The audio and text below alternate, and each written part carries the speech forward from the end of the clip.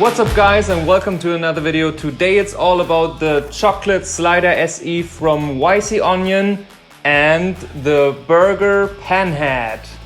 Electric sliders are most common for time-lapse videography. So for example, if you have your camera on the slider and you want to move it over a long period of time, like within a short length, then you can use an electric slider, because with this you have the opportunity to use an app called the YC Onion Chocolate SE app, and with that you can program the settings and the interval of the length and the speed which the slider travels with the camera. And if you set up a time-lapse, you can then create a moving time-lapse by this feature.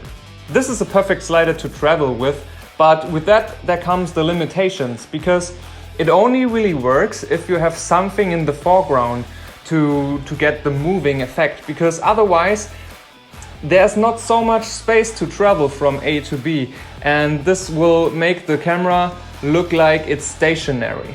So my tip would be to place something in the foreground or in the background that moves in a parallax effect to the main subject. Yes.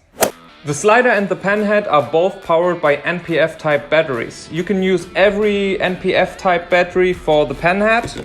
Doesn't matter which size, and you can use the small, I'm not sure which number this is, NPF 330 type batteries or F55 batteries to power the Chocolate SE slider, because here we have it integrated into the whole system, which I'm not too much of a fan of, to be honest, because I didn't have the very small battery in my repertoire, so I needed to get one specifically for this.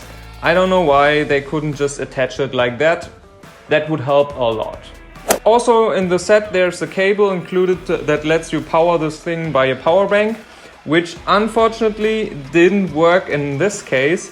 So I think you need a battery already inside and then power the thing up, and the power bank just extends the battery life in the end. But it doesn't work only with the power bank itself. It's quite noisy. Now I'm using this and my phone is right here, it records the sound all the time. Yeah, you might hear it, right? It's pretty noisy, so even if it's a bit further away, you can't use this really for interviews. But this slider works perfectly for product videography. I took some very butter smooth clips when I was very close to objects, but keep in mind you always need to have something in the foreground or in the far background to give a parallax effect, because again, it's just a short slider and you need something that really gives perspective and to give some depth in the scene.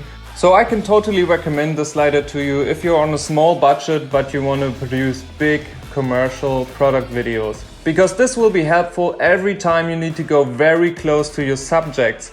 For example, if you want to do something handheld to a very close object, or if you want to go with the gimbal also on a very close object, it doesn't really work. It will always be bumpy and it won't be smooth. I hope you liked the video and maybe we see us next time. Until then, goodbye.